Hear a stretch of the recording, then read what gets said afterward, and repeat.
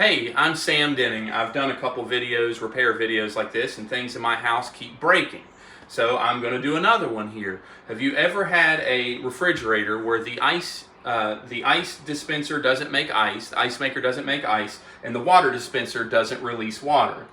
See, mine, when I push it, it stops allowing water to come out. You can hear a humming and buzzing, but no water comes out. It was slowing down steadily. I noticed that it would let a little bit of water out and then drip water out. Now it doesn't let any water out at all. So if you've ever had this problem, in this video, I'm going to help you troubleshoot what the issue could be. Okay, the first step is you need to pull the refrigerator out from the wall. In some, it can be fairly difficult. With mine, it is kind of difficult. It's wedged in here really tight. So you might need two people, but I'm a big guy, so I'm going to slide this out on my own, but be careful. Don't scratch your floor. Some of the newer refrigerators have better wheels on them, so it's easier to roll. The main culprit for the issue that I've discussed is generally the water inlet valve. It's down here. It's located in the back of the refrigerator down here. Okay? You got the water coming in from your supply over there, which should have a shutoff. Mine happens to have it, and it comes into here, and this water inlet valve uses electronic signals to open the valve, whether you want water to come in for your water dispenser or water to come in for your ice machine. And depending on which thing you push and which sensors happen, the valve should open up and shut. So you don't just have water continuously flowing, it knows when to come off and on.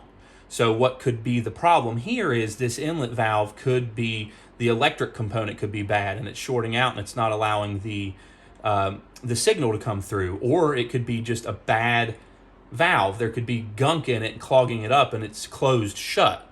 So what we're going to do is test the different ways to see what could be wrong and see what we need to replace.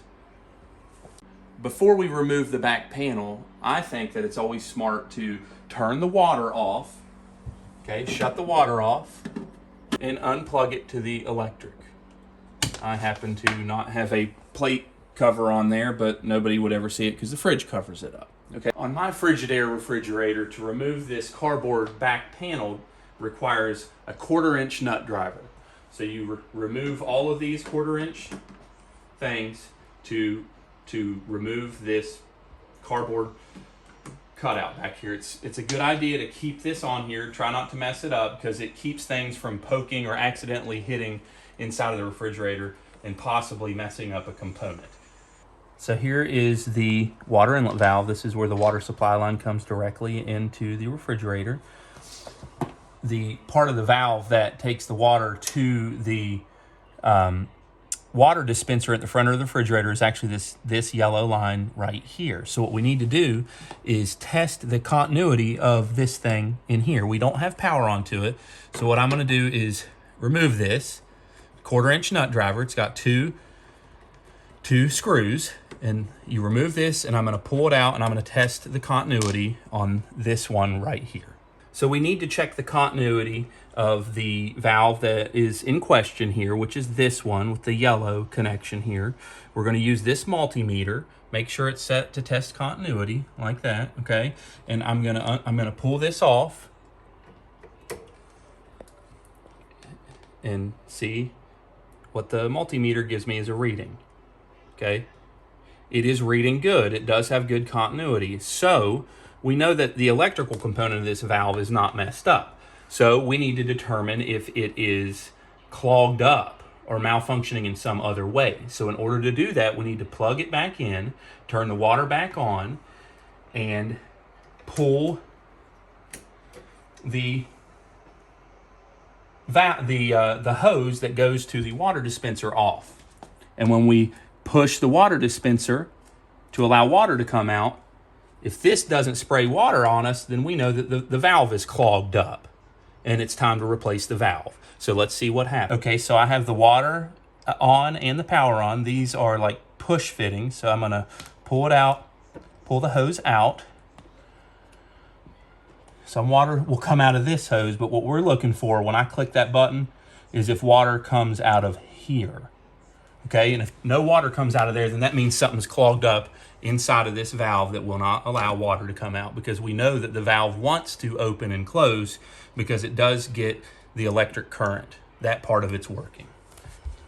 So I'm going to go push it and we're going to see what happens. See, no water comes out. I can hear it buzzing up here, but no water is coming out. So something is clogging that valve. We need to remove the entire valve and replace it. So now I'm going to unplug this whole thing. We've got the power and the water off again. Remember which ones these go to. They're color coded.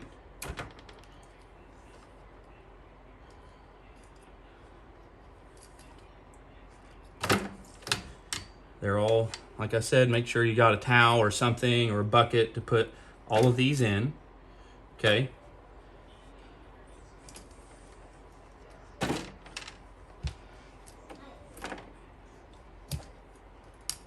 Now I'm going to remove the main supply with my pair of channel locks here that I've got to get appropriately set up. This is easy. All right, so we've got it removed. Here are the new valves. The one here in my right hand that I'm showing you is the old one. Here's the new one that I bought off of Amazon.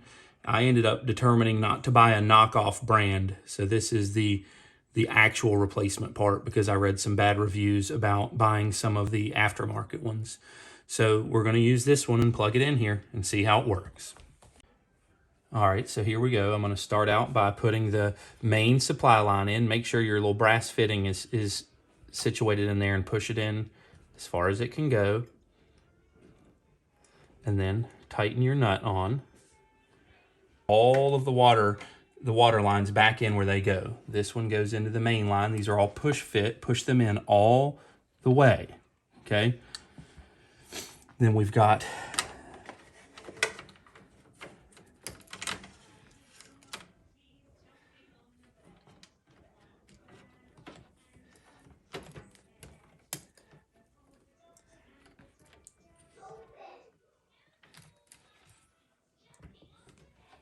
push them on mine. There's already lines on them to tell you how far in to go. So I'm a little bit lucky that I've got that already set up here. So I've pushed all those in, and now I'm just going to go back around and connect all the electrical back up. Okay? Green to green, yellow to yellow, brown to brown.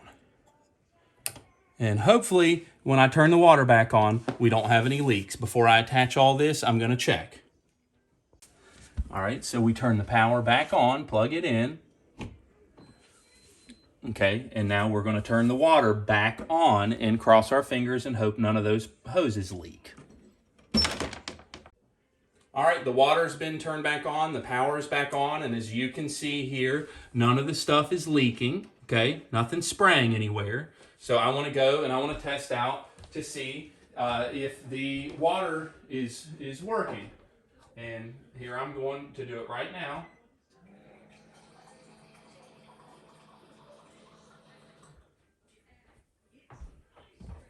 And it worked. And it's working. I was able to fill a glass of water